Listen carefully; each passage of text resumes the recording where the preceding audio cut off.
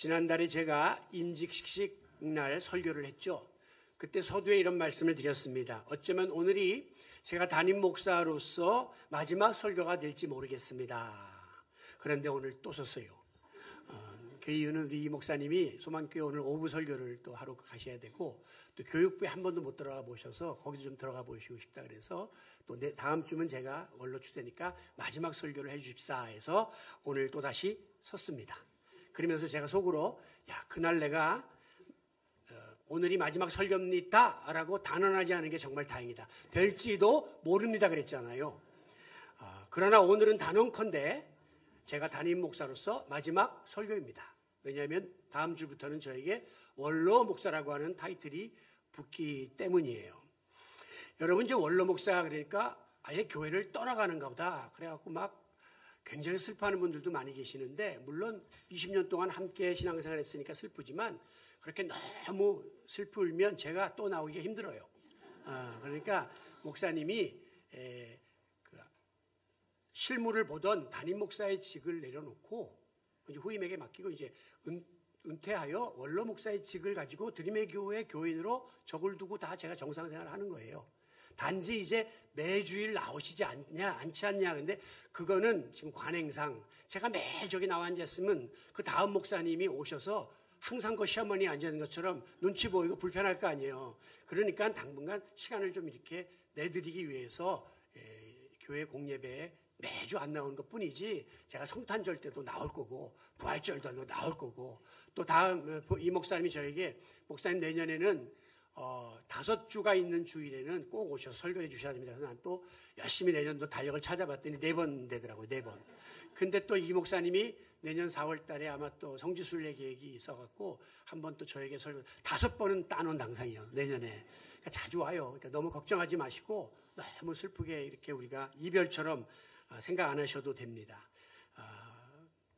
오늘은 담임 목사로서는 이제 마지막에, 다음에 나오면 또 마지막에 왜 또 나오나, 그때는 원로 목사로 나오는 거예요. 잘 들으셔야 돼요. 오늘날 우리는 한치 앞을 내다볼 수 없는 대변혁의 시대에 살아가고 있습니다. 그야말로 하루아침에 무슨 일이 일어나는지 아무도 예측할 수가 없어서 눈뜨기를 하면 계엄령이 선포되어 있고, 눈뜨기를 하니까 수백 명이 막 이태원 참사가 나와서 죽었다 그러고, 정말 어마무시한 일들이 우리 앞에 펼쳐져서 앞날을 예측할 수가 없어요. 우리 개인의 삶도 마찬가지죠. 과거에는 그나마 어떤 경험이나 통계를 통해서 미래가 전망이 가능했습니다. 앞으로 이렇게 될 것이다, 이리로 갈 것이다. 그런데 요즘은 한 번도 경험해보지 못했던 예측 불허의 변수들이 너무 많아가지고 마치 럭비공처럼 이게 어디로 튈지 도저히 예측할 수 없는 시대를 살아가고 있습니다. 특별히 이 급격한 인공지능, 이 AI의 발달로 인해서 우리가 갖고 있던 기존의 생각과 풍습과 우리의 상식을 초월하는 일들이 이제 우리 앞에 펼쳐지고 있습니다. 그동안은 아무리 세상이 변하고 과학이 발달해도 우리 인간의 본성의 문제나 영적인 문제를 다루는 종교나 신앙은 본질을 지켜나갈 수 있었거든요. 그런데 지금은 인공지능의 발달로 인해서 우리가 그동안 지켜왔던 이런 영적인 가치조차도 흔들리는 시대 속에 살고 있습니다. 교회에 대한 어떤 전통, 우리가 지켜왔던 믿음의 어떤 내용, 이런 것들이 바뀌고 있다는 거예요. 저희 아들이 지금 샌프란시스코에 살고 있는데, 이 샌프란시스코는 미국에서도 가장 진보적인 도시입니다. 그래서 과거에 버클리 대학을 중심으로 반전 운동도 일어나고 머리 기르고 히피 운동, 그리고 동성애, 이런 게 아주 발달된 그런 진보적인 도시예요. 그래서 이 교회를 나가려고 하는데, 한국 교회는 그 동네에 없고 다 1시간씩 타고 가야 되니까 미국 교회를 나가려고 하는데, 미국 교회들이 지금 어떤 현상이냐 하면, 이런 우리 같은 장로교회, 메이저 교단들도 동성애가 허용되고 있고, 성별을 알 수 없는 게이가 나와서 목사가 되어서 설교를 하고 있단 말이에요. 그러니까 걔가 뭐라 하냐면, 아빠 내가 우리 아들에게 이런 설교를 듣게 할 수 있겠나. 그러니까 가치관이 흔들리는 거죠, 지금 우리가. 옛날에는 성경 말씀이면 딱 법이었는데, 지금은 사랑이라고 하는 범주 안에서 동성애자도 사랑해야 되고, 게이도 목사가 될 수 있고, 평등이라는 이런 미명 아래 모든 게 허용되는 아주 가치관이 굉장히 흔들린 시대에 살고 있으니까, 옛날에는 목사님이 설교하면 아멘으로 받았는데, 이제는 그거 다 검증해보고 검사해보고 AI 돌려보고 아주 힘든 시대에 우리가 살고 있다고 하는 거죠.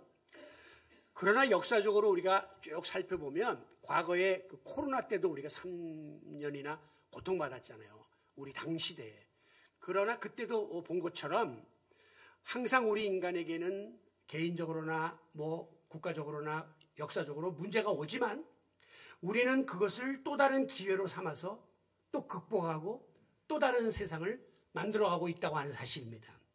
그러므로 지금 우리 드림의 교회 공동체 앞에 다가올 이 미지의 변화, 앞으로 어떻게 될까 우리 교회가. 미지, 알 수 없는 그런 변화들이 일어날 수 있겠으나 분명한 것은 우리 모두가 한 마음을 품고 이 모든 변화에 대해서 도전하고 풀어나간다면 얼마든지 우리 앞에 펼쳐질 새로운 장을 맞이하게 될 줄로 믿습니다. 어떤 의미에서 이스라엘 백성의 출애굽의 역사도 또한 그들은 다가올 미래에 대해서 전혀 알지 못하고 예측 불허의 불확실성 속에서 오로지 하나님의 약속의 말씀만 붙잡고 하나님이 세운 영도자 모세만 따라서 나섰던 그런 도전이요 모험이었습니다. 진짜 거기 우리가 가나안에 들어가게 될지 어떻게 압니까? 그러나 불확실성 속에서 온 백성들이 영도자를 중심으로 도전을 했던 거예요.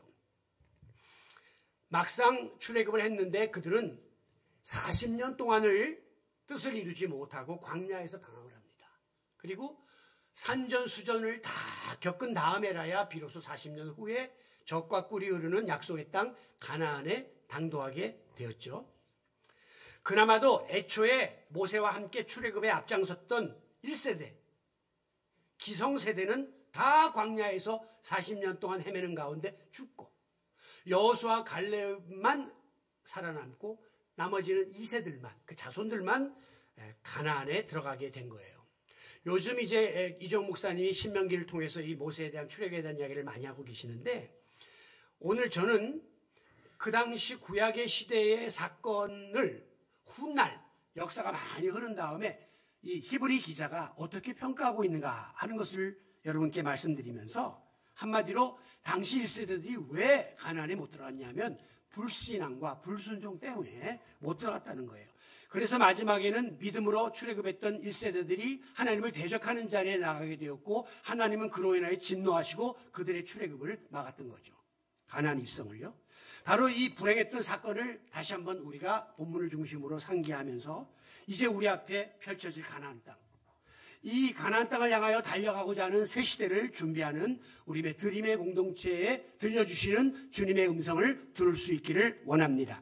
자, 오늘 본문에 보면 이스라엘 백성들이 가나안 땅에 들어가지 못한 결정적인 장애물이 뭐냐. 아까 불순종, 여러 가지 불신앙 이런 게 있다 그랬지만 더 구체적으로 오늘 성경은 그 장애물을 완고한 마음이다 이렇게 지적하고 있습니다. 8절 광야에서 시험하던 날에 거역하던 것 같이 너희 마음을 완고하게 하지 말라. 광야에서 하나님을 거역했던 이스라엘 백성들은 마음이 완고해졌기 때문이라는 거예요. 13절 너희 중에 누구든지 죄의 유혹으로 완고하게 되지 않도록 하라. 그들이 완고한 마음을 갖게 된 것은 중도의 죄의 유혹에 빠졌기 때문이라는 거예요. 그리고 오늘 읽지 않았지만 15절 오늘 너희가 그의 음성을 듣거든 경노하게 하시던 것 같이 완고하게 하지 말라. 하나님의 분노를 초래한 결정적인 원인은 이스라엘 백성들의 마음이 완고해졌기 때문이다 라고 오늘 성경은 훗날 히브리 기자가 정확하게 지적을 하고 있습니다. 자, 완고하다는 건 뭐냐면 융통성이 없고 고집이 세다 이렇게 사전에는 나와 있어요. 영어 성경에 보면 hardened heart, 그러니까 hard, 딱딱한 마음을 뜻하는 거예요. 말라가지고 딱딱하게 굳어버린 마음, 우리가 일반적으로 성경에서 알고 있는 강팍한 마음이 된 거죠. 자, 이런 마음을 품게 되면 점점 그 마음이 굳어져가지고 완악한 마음을 갖게 됩니다. 완악하다는 것은 마음이 억세고 모질고 아주 거칠어지고 사나워지고 악해진다는 거죠. 사람이 이렇게 되면 자기 주장이 강해지고 상대적으로 하나님을 우습게 알게 돼요. 그리고 하나님 말씀에 귀를 틀어막고 하나님 말씀에 순종하지 않으려고 불순종을 일삼게 됩니다. 성경은 그 같은 이스라엘 백성들을 향하여 목이 곧은 백성이다. 목이 딱 굳어져가지고 왜 교만한 사람들은 누가 인사해도 그냥 예, 눈으로 내리깔지 목을 안 숙이잖아요. 목이 곧다는 거예요. 완고, 강팍, 완악해졌다는 거죠. 여러분, 이런 사람들은 마음속에 은혜, 사랑, 긍휼 이런 마음이 싹 사라지고 교만만 가득해가지고 다른 사람 의심하고 정죄하려고 하고 그러다 보니까 결국 그 손가락질이 하나님에게까지 가서 하나님을 거역하게 되었고 악을 행하는 데 앞장서다가 하나님의 진노를 불러일으켜서 1세대들은 다 광야에서 죽고 말았더라라고 기록하고 있습니다. 자, 출애굽기 5장에 보면 바로 애굽왕 바로가 모세와 이스라엘 백성을 출애굽시키는 문제를 놓고 담판을 벌이는 장면이 나옵니다. 그런데 거기 보면 성경에 바로는 마음이 완악하여 바로 마음이 완고하고 완악해가지고 움직이질 않는 거죠. 그래서 하나님이 한 가지, 두 가지 재앙을 내리면서 바로의 마음을 무너뜨립니다. 마지막에 10가지 재앙이 임하니까 장자들이 막 죽어나가기 시작하니까 바로가 할 수 없이 손을 들었죠.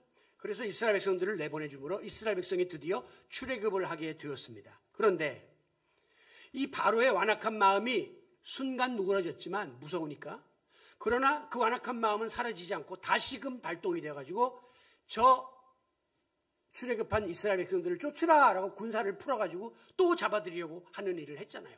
그래서 결국 마지막에 애굽의 모든 병사들이 그 홍해에 다 매몰되는 그런 일이 벌어지게 된 거예요.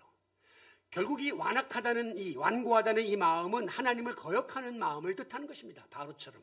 그런데 불행하게도 이스라엘 백성들의 마음이 오늘 성경에서 완고해졌다. 바로처럼 됐다는 거예요. 완악해졌다는 거죠. 굳어졌다는 거죠. 그래서 하나님을 대적하다가 마침내 그 1세대들은 한 명, 두 명을 빼놓고 다 광야에서 죽고 말았더라라고 지적하고 있는 것입니다. 여러분이 애굽에서 가나안까지 지금 말하는 이집트에서 이스라엘이죠.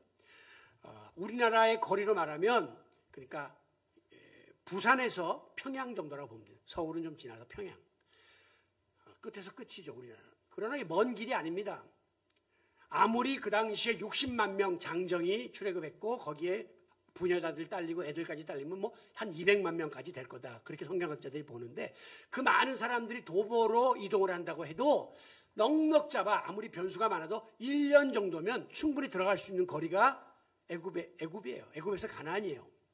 그런데 왜 여기서 40년이나 뺑뺑이를 돌면서 온갖 고통을 당할 수밖에 없었느냐. 그 이유는 하나님께서 430년 애굽 생활 가운데에 찌들렸던 그 이스라엘 백성들의 그 어떤 죄로 물든 마음 이런 것들을 그 죄기를 빼는 거죠. 죄의 물기를 빼는 거예요. 빼는 작업이에요. 그리고 완고해진 마음, 완악해진 마음들을 갈아엎어가지고 돌짝밭 같은 마음을 옥토같이 만들기 위해서 그래야만 니들이 들어가서 축복의 땅에서 복을 누릴 수 있다. 그 하나님의 일종의 훈련 과정, 연단 과정이었다고 볼 수 있는 겁니다. 이스라엘 백성들은 출애굽 과정 속에서 하나님의 기사이적을 어마무시하게 경험했습니다. 막 홍해가 막 갈라지고 만나 메추라기가 내리고 막 그냥 반석에서 물이 터져 나오고 정말 엄청난 기사이적을 우린 지금 들어서 알지만 그들은 보고 직접 체험했단 말이에요. 그런데도 불구하고 조금만 어려운 일이 생기면 뭐라 합니까? 애굽으로 돌아가자. 거기가 더 좋았다. 우리를 광야에서 죽게 하느냐.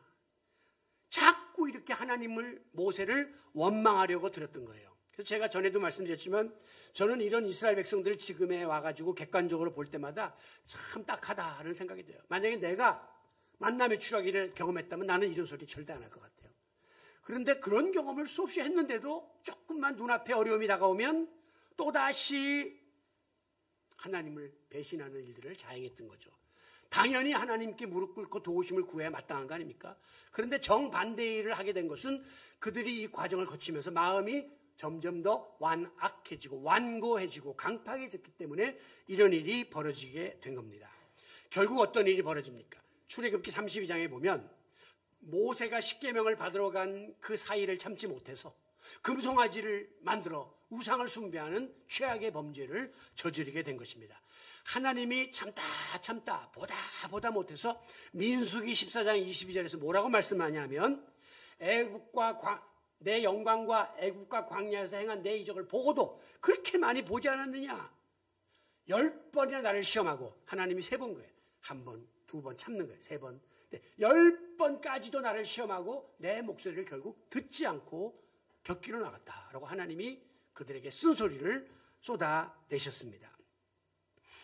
여러분, 완고한 마음은 점점 하나님의 말씀을 듣지 않도록 귀를 틀어막게 만들고 내 생각과 내 주장에 몰입하게 되면서 신앙적으로 불신앙, 불순종의 자리에 빠지게 만드는 아주 무서운 함정임을 아셔야 합니다. 그래서 마지막에 범죄하는 자리에 빠지게 되는 거죠. 자, 오늘 본문 8절에 보면 광야에서 시험하던 날에 거역하던 것 같이 이스라엘 백성들이 하나님을 광야에서 마음이 완고하여 시험했다 그랬죠. 또한 9절에 보면 거기서 너희 열조가 나를 시험하여, 하나님이 지금 시험의 대상입니까? 믿음의 대상이지. 근데 이스라엘 백성들이 마음이 완고해지고 완악해지니까 하나님을 삐딱한 눈으로 보면서 시험을 했다는 거예요. 여기서 말하는 시험은 템테이션, 유혹이 아니라 테스트, 떠보는 거예요. 진짜 그런가? 하나님 말씀에도 믿지 않고 그게 사실인가? 확인하려고 그러고 조사하려고 그러고, 마치 수사관이 피의자의 진술을 믿을 수 없어서 의혹의 눈초리를 가지고 이것저것 따지고 묻고 막 캐는 것처럼 하나님을 그런 식으로 이스라엘 백성들이 대하려고 했다는 거예요. 하나님은 절대적인 믿음의 대상인데 그 하나님을 자꾸 이 모양 저 모양으로 들춰대면서 그들이 의심하고 시험하려고 했다고 성경은 기록하고 있습니다. 왜? 마음이 완고해졌기 때문에 그런 거예요. 여러분이 혹시 주변에 있는 사람에게 복음을 전할 때 자꾸 받아들이지 않고 따지고 의심하고 반항하는 사람들 이유는 마음이 돌짝밭같이 완고하기 때문에 안 먹히는 거예요. 자, 우리가 신앙생활을 한다고 하면서도 교회에서 자꾸 문제를 일으키고 툭하면 교회를 나가고 여러 가지 어려움을 겪는 분들의 이유도 믿음을 가져야 되는데 완고한 마음을 가지기 때문에 자꾸 이런 일들이 벌어지게 되는 겁니다. 결국 이스라엘 백성들은 마음이 완악해지다 못해서 하나님에 대해서 의심하기 시작했고, 하나님의 그 섭리, 우리를 430년 동안이나 애굽에서 포로 생활하는데 하나님이 끄집어냈을 때 갖고 있는 그 엄청난 섭리를, 하나님의 뜻을 의심하기 시작했습니다. 정말 하나님이 우리를 거기까지 드릴 수 있을까? 하나님의 전능성, 여기에 대해서 의심하기 시작했습니다. 그리고 그가 세운 모세가 과연 지도자로서 역할을 감당할까? 또 의심하기 시작했습니다. 이 완고해진 강팍해진 마음이 결국은 계속해서 하나님을 불신하게 만들었다는 거예요. 바로 하나님을 이렇게 믿지 못한 완고한 마음을 지녔던 가장 대표적인 자세가 바로 과거로 돌아가려고 하는 마음이었습니다. 여러분, 우리 인간에게는 소위 귀소 본능이라는 게 있어요. 그래서 어머니 뱃속을 그리워해요. 여러분이 가장 어렵고 힘든 순간 누구 생각이 납니까? 엄마 생각이 나요. 저도 이제 다음 주일날 은퇴하면 그 다음날 제일 먼저 뭐 할까 생각했는데, 아버님, 어머님 묘역에 가고 싶은 마음이 생겨서 꽃 사다 놨습니다. 가서 아버님한테, 아버님 나왔어요. 원로 됐어요. 어머니 그렇게 나를 품어주더니 신목사 그래도 끝까지 마무리했네 엄마. 이렇게 하면서 응석을 좀 부리면서 그리워하는 마음이 있단 말이에요. 그래서 간혹 보면 사업에 실패하고 이런 사람들이 고속버스 터미널에서 차표 끊고 어디로 가냐면 선산으로 가요. 선산 가서 부모님 묘역에서 소주 하나 앉혀놓고 그냥 한번 통곡하고, 그리고 가져간 약을 털어먹죠. 묘소에서 죽어요. 회귀 본능이에요. 다 희소 본능, 돌아가고 싶은 마음이 있단 말이에요.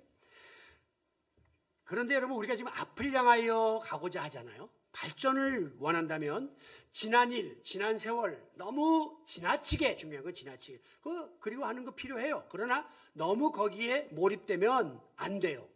왜냐하면 앞으로 나가는데 장애물이 되고 뒷발을 잡는 격이 되기 때문입니다.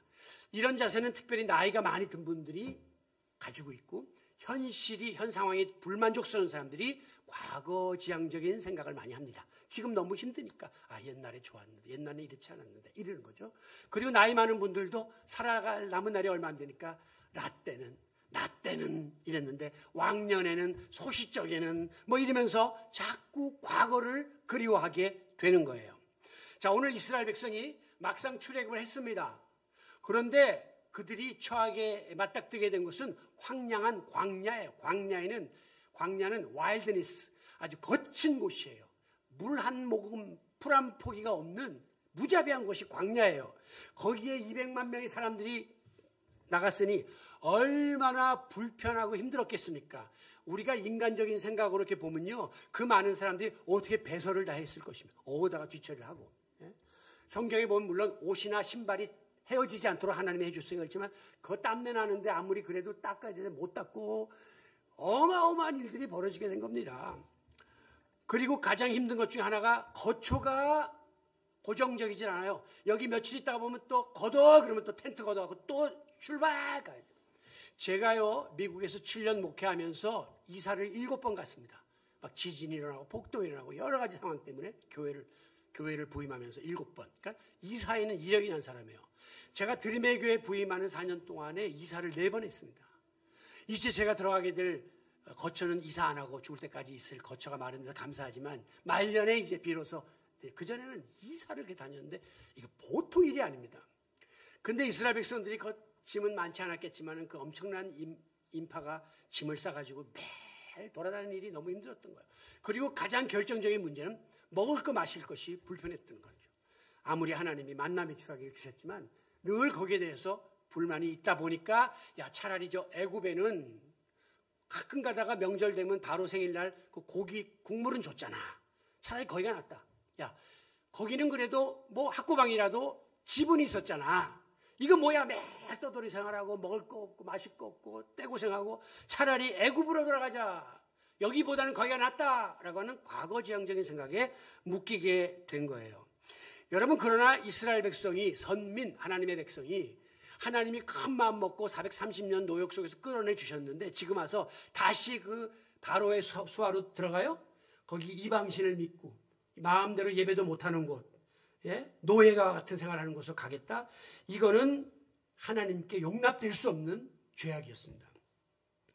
이사야 43장 18절에 보면 너희는 이전 일을 기억하지 말며 옛날 일을 생각하지 말라. 이거 보여주세요. 6번. 보면 이전 일 나오죠? 또 옛날 일 나오죠? 다 흘러간 거예요. 그거 막 기억하고 그거 생각하고 몰두하지 말라라고 성경은 말씀하고 자꾸 이재용 목사님 폼이 나오네. 말라 아닙니다. 네, 아닙니다. 그 다음에 빌립보 3장에서는 뒤에 있는 거는 잊어버리라. forget it. 잊어버리라 이게요. 성경은 우리 기독교는 미래지향적인 종교예요. 하나님이 보여주신 천성을 향해 가는 종교지 과거지향적도 아니고 현실만족도 아니고 우리는 저 높은 것을 향하여 가는 종교이기 때문에 지나간 거는 떨쳐버리고 잊어버리라 이렇게 말씀하고 있습니다. 여러분 하나님께서 우리 인간에게 주신 선물 중에 그 필요 없는 거 빨리 정리하라고 망각이라고 하는 선물 주셨거든요. 어떤 분은 아이고 자꾸 기억이 안 나는데 그거 어떤 면에서 좋은 거예요. 나쁜 거 잊어버리라고 하나님이 망각이라고 하는 선물을 주셨어요. 그런데 우리 인간은 이 청개구리 심보를 가져가지고 꼭 기억해야 될 일은 빨리 잊어버려요. 반대로 빨리 잊어야 될 것은 오래오래 마음에 담고 눈에 흙이 들어올 때까지 그냥 좋지 못한 습성을 가지고 있습니다.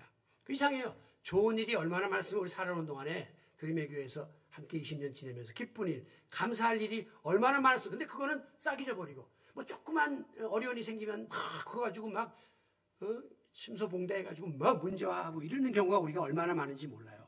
인간관계 속에서 있었던 아픈 추억, 뭐 여러 가지 꼬인 관계, 내가 실수했던 죄 이런 거를 계속 가슴에 담고 잊을만 하면 또 그것 때문에 내가 위축되고 자괴감을 가지고 스스로 자학하며 살 때가 많은데 그것은 바람직한 그리스도인의 모습이 아니라고 하는 것입니다. 여러분 우리 부부만 보더라도 저도 벌써 꽤 오래 살았다고 44년이나 살았는데 우리가 이렇게 오래 살다 보면 어느 가정이든지 부부 사이에 별의별 일을 겪게 돼 있는 거예요. 항상 좋은 일만 있을 수 없고 나쁜 일만 있을 수 없는 거예요. 그래도 우리가 이렇게 이만큼 함께 살아온 것은 그래도 아끼는 마음이 있고 배려하고 협력하고 희생했기 때문에 가능한 거 아닙니까?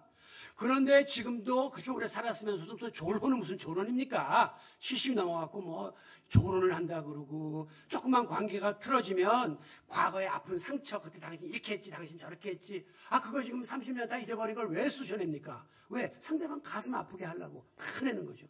마음을 막 후벼대는 이런 일들을 우리가 하고 있다는 거예요. 우리 속성 속에 좋지 못한 근성이 있는 거예요. 여러분 우리가 과거를 소중하게 여기고 역사를 공부하는 이유가 뭐냐? 더 나은 미래를 위해서요. 이 과거의 일들을 반면교사 삼아서 다시는 그런 일 하지 말고 더 좋은 일을 하자라고 하는 거지. 과거에 얽매이고 과거에 몰입되면 우리가 앞으로 나갈 수가 없습니다. 그렇기 때문에 과거사를 자꾸 뭐 규명한다 그러고 막 이렇게 하는데 너무 그런 일만 하다 보면 나라도 그렇고 정치도 그렇고 백해무익해요. 발전적으로 나가기를 힘써야 된다는 거죠. 우리가 과거에 많은 잘못을 했고 저지른 죄들이 있는데 그것 때문에 여러분이 계속 짓눌려 있고 발목이 잡혀 산다면 여러분의 삶이 지금의 삶이 피폐해져요. 황량해진다는 거예요. 그러므로 과거에 있었던 일들은 그냥 좋았든 나빴든 그냥 쿨하게 잊어버려야 돼요. 지나가는 시간이다. 이게 여러분의 정신 건강과 육체 건강과 신앙 건강에 유익하다는 사실을 명심하시기 바랍니다. 특별히 제가 이 이야기를 하는 것은 여러분들이 신앙생활하는 성도들 중에 자꾸 이렇게 과거의 추억에 얽매여 가지고 과거 지향적인 신앙생활을 하는 분들이 있기 때문이에요. 툭하면 그때가 좋았지. 그 시절이 좋았지. 앞으로 여러분들이 어느 정도 이 목사님하고 생활한 다음에 그때 신 목사님 때 그래도 좋았어. 자꾸 이렇게 여러분들이 생각할 수 있다는 거예요. 과거에 여러분이 받은 소명, 성령 체험, 신앙 교육, 그때 내가 할 거 다 하고 배웠는데 내가 교사도 하고 봉사 다 했는데 이거 가지고 지금 우려먹으면서 지금 여러분의 신앙을 평가하고 위안받고 있다면 그 신앙은 타성에 젖어가지고 결국은 죽은 신앙이 되고 맙니다. 이게 기성신앙인들, 신앙생활 오래 한 사람일수록 빠지기 쉬운 함정이에요. 새로움에 대해서 기대하지 않습니다. 그걸 또 배우려고 하지 않습니다. 노력은 안 합니다. 열심을 안 내려고 합니다. 그래서 교회 보면 다 기존 신앙인들이 뒷길로 자꾸 물러나라 그래요. 이제 나는 할 만큼 했다. 자꾸 과거를 우려먹고 그걸로 보상을 받으려고 하는 거죠. 여러분 이제 우리 이재용 목사님께 새로 부임해가지고 여러 가지 새로운 시도를 할 거 아닙니까? 아니 이거 왜 안 하던 일을 해? 안 하던 일을 해야죠. 새 목사님이 왔는데 하던 거 그대로 하면 뭐 새로 옵니까? 뭔가 새로운 도전을 할 거고 시도를 할 거란 말이에요. 근데 그때마다 여러분 중에 마음이 완고해져가지고 이게 왕년에 이게 다 해본 건데 그때 안 됐는데 지금 되겠어? 네? 이게 편협된 마음을 가지고 자꾸 문을 닫으면 어떻게 우리 공동체가 앞을 향하여 나갈 수가 있겠습니까? 네? 매일같이 그냥 과거 타령이나 하고 옛날이 좋았는데 그 순간 우리는 퇴보하는 거란 말이에요. 제가 노파심에 또 하나 말씀드린 것은 사공이 많으면 배가 산으로 간다 하는 말도 있는데 여러분이 이제 우리가 이재용 목사님을 선장으로 이렇게 세우고 교회가 항해를 하려고 하는데 이 세대교체가 일어나기 가장 쉬운 일이 뭐냐면 닫았던 입이 열리는 겁니다. 옛날 신 목사님 때는 저분이 개척했고 나이도 있고 그러니까 내가 말 못했지만 하면서 자꾸 말하는 사람까지 이렇게 하면 좋겠다 저렇게 하면 좋겠다 이렇게 하자 말하면 이 드림의 교회 배가 산으로 간단 말이에요. 큰일 나요. 당분간 선장을 믿고 선장을 신뢰하고 밀어줘야지. 너무 팍 밀면 넘어지지만 팍팍 밀어줘야지. 그래서 어느 정도 방향을 잡도록 그리고 가도록 그러다가 이제 혹시라도 너무 방향이 딴 데로 가고 있거나 이러면 그때는 이제 우리가 여러 가지 의논을 하고 할 수 있지만 하여간 여러분이 초기에는 팍팍 밀어주는 일이 있어야 목사님이 힘을 얻을 수 있으니까 아마 이런 설교하러 오늘 나를 세운 것 같아요. 네, 잘 부탁을 드립니다. 그렇다고 해서 그냥 마냥 현실에 안주하는 자세 이것 또한 바람직한 그리스도인의 자세가 아닙니다. 대부분 앞에 과거를 그리워하는 사람은 지금이 너무 힘든 사람은 과거를 그리워해요. 근데 지금이 너무 좋고 편하면 그냥 이렇게 지내면 좋겠다. 현실에 안주하려고 합니다. 한때 믿지 않는 사람들이 술자리에서 건배사를 할 때 이대로라는 건배사가 있었습니다. 요대로만 쭉 가자.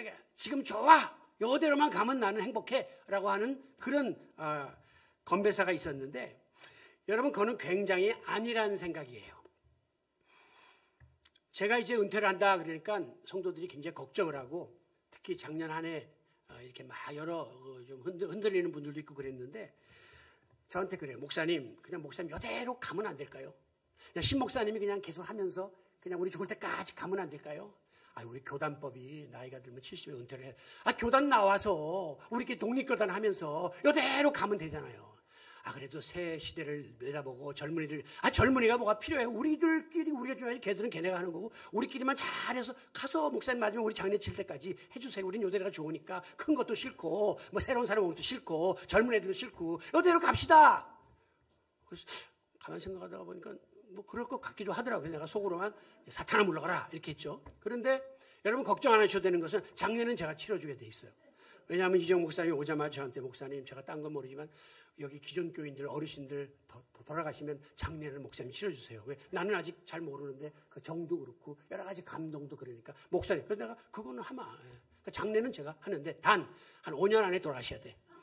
한 10년, 20년 가면 그때는 이 목사님하고 정들하고 나는 할배가 되고 움직이지 못하고 좀 빨리 가셔야 돼. 그러려면. 네. 여러분, 이만하면 됐어. 충분해 하는 그 순간부터 퇴보는 시작된다는 사실을 아셔야 합니다.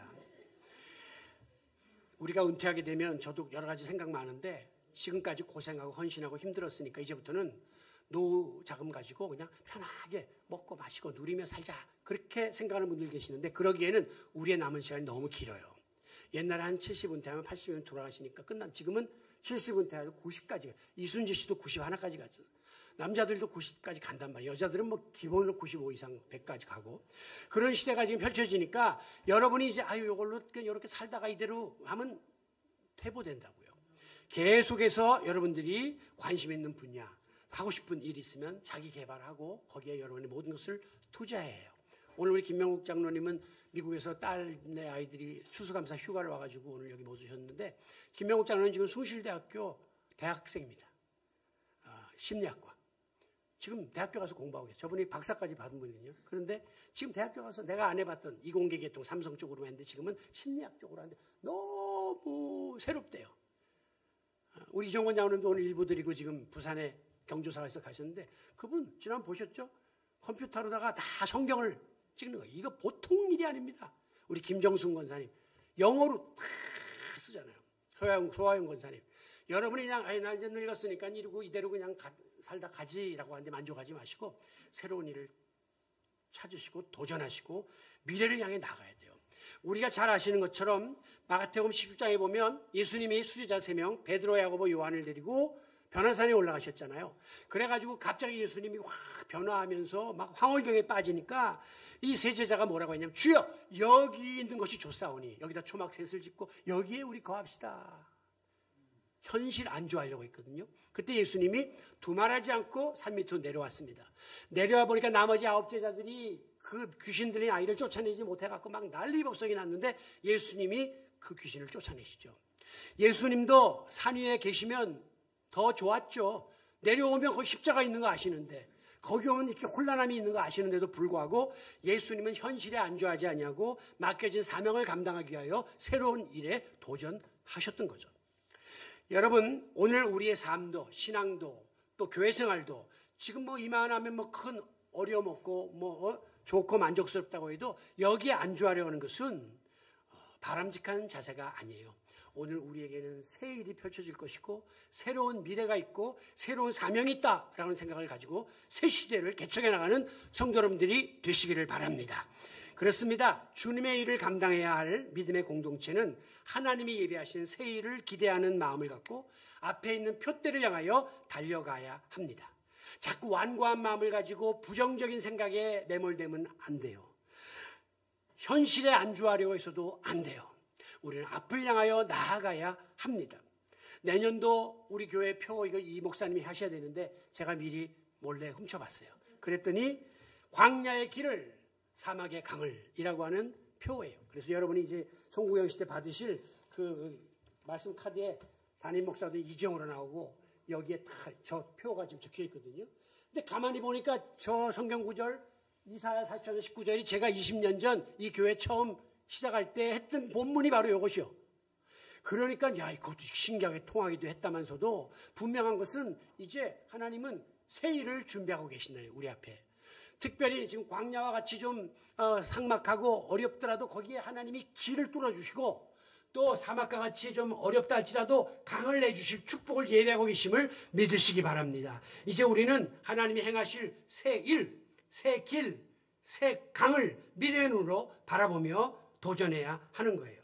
완고한 마음, 과거지향적인 마음, 폐쇄적인 마음을 품었다가 약속의 땅에 들어가지 못하고 광야에서 멸망당한 이스라엘의 1세대 같이 되지 말고 하나님의 뜻과 말씀 앞에서 열린 마음, 부드러운 마음, 적극적인 마음, 넓은 마음, 감사하는 마음, 사랑의 마음, 협력하는 마음, 인내하는 마음, 품는 마음, 하나 되는 마음 이런 옥토 같은 마음을 여러분들이 소유하고 하나님이 예비하신 약속의 땅에 들어가서 하나님께 영광 돌리며 복을 받아 누리는 성도 여러분이 되시기를 바랍니다.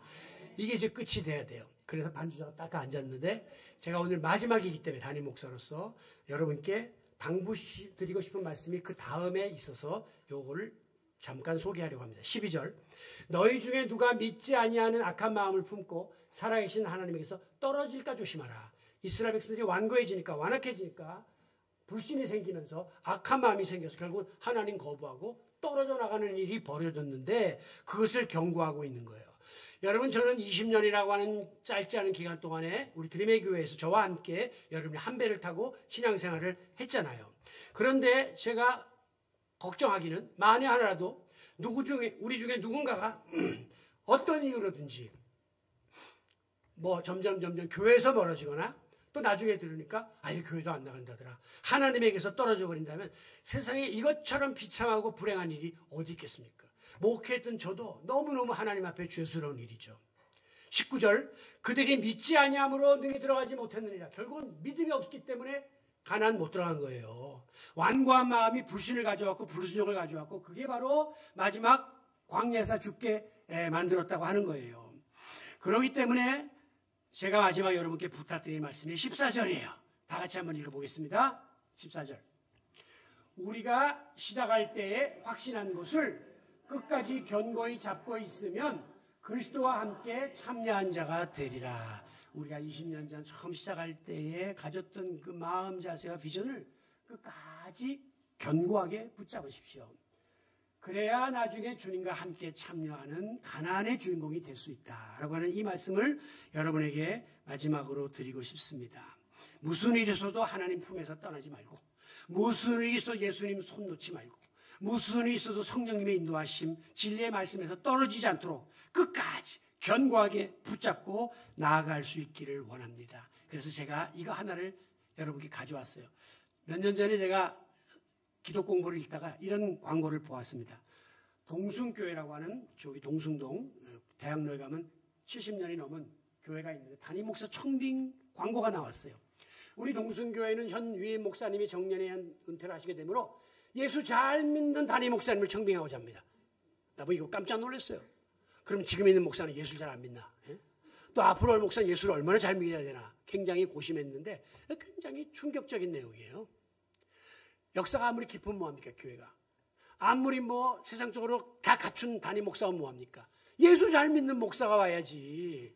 그래야 근본이 흔들리지 않는다는 거예요. 저는 이 말씀을 동일하게 여러분에게 마지막 전하고 싶습니다. 예수 잘 믿는 성도 되시기 바랍니다. 여러분이 교회에서 직분을 맡고 명예를 누리고 다른 사람들 어떻게 평가하고 교회를 크게 짓고 프로그램, 이거 다 예수님을 향한 믿음의 밑에 있는 거지.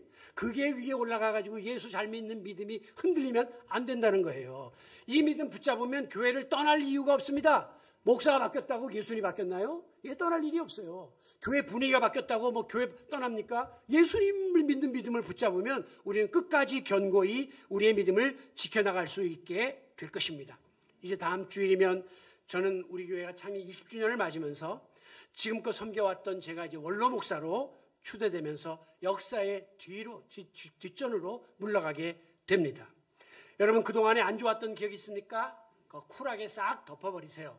두고 여기다 두지 마시고. 좋았던 기억이 있습니까? 그냥 역사의 한 페이지 간직하지 꼭 이렇게 돼야 된다고 계속 이렇게 가자고 하지도 마세요. 과거는 과거대로 우리의 삶에 소중했고 우리의 교회 역사 속에 소중했듯이 다가올 앞날 또한 우리에게 소중하다라고 하는 그런 마음을 가지고 우리 드림의 공동체는 미래에 대한 기대를 잔뜩 품은 채 새 일을 행하실 하나님에 대해서 설레이는 마음을 가지고 이제 새 시대의 문을 열 수 있기를 원합니다. 저는 본인 당대보다 내 자식대가 더 잘 되기를 바라는 부모의 심정으로 이제 차세대들인 이재용 목사님과 우리 드림의 모든 성도들이 한 마음으로 펼칠 미래를 기대하고 바라보면서 뒤에서 미력 하나마 기도로 응원하며 전심으로 축복할 것입니다. 아무쪼록 목회자가 바뀌고 목회 스타일도 변하고 예기치 못했던 일들이 우리 교회 앞에 다가올 수 있겠지만 강팍하고 굳은 완고한 마음을 개간하고 온유하고 부드러운 사랑의 마음을 지니면서 여러분이 이 역사에 앞장서서 적극 동참함으로 끝까지 예수 잘 믿다가 약속의 땅 천국에서 한 분도 낙오됨이 없이 그리스도와 함께 참여하는 성도들이 되시기를 예수님의 이름으로 축원합니다. 아버지 하나님, 부족한 종은 부족한 사역을 여기까지 감당하고 물러갑니다. 이제 새롭게 하나님이 이루실 새 역사를 바라보면서 우리 성도들의 마음이 개간되고 옥토같이 다 다듬어져서 완고하고 강팍하고 완악한 마음을 가진 자가 한 사람도 없게 하시며 다 사랑의 마음, 이해의 마음, 포용의 마음, 감사의 마음, 열린 마음을 가지고 다가올 새 시대를 준비하는 우리 성도들이 되게 하여 주시옵소서. 예수님의 이름으로 기도합니다. 아멘.